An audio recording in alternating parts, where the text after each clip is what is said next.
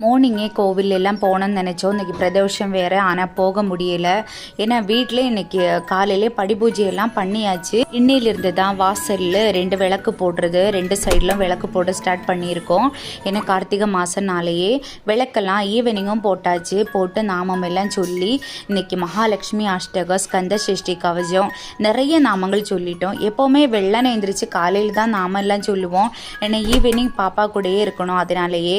ஆனால் இன்றைக்கி என்ன தெரியல, எனக்கு நல்லா நாமம் சொல்லணும் அப்படின்னு தோணிடுச்சு. ஈவினிங்கும் காலையிலும் எல்லாமே நாமம் சொல்லியாச்சு.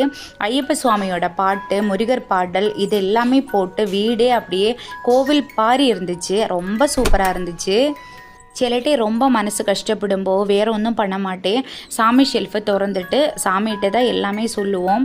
ஏன்னா அப்போ நமக்கு இவங்க இருக்காங்களே, வேறு என்ன கஷ்டம் அப்படின்னு ஒரு தோணுவோம். அதனாலேயே மனசு அப்படியே ரிலாக்ஸ் ஆகிடுவோம். அந்த மாதிரி தான் பண்ணுவோம். நமக்கு இவங்க இருக்காங்க, கடவுள் இருக்காங்க, நம்ம எல்லாமே அவங்க பார்த்துப்பாங்க. அதனாலே கடவுள்கிட்ட எல்லாமே விட்டாச்சு.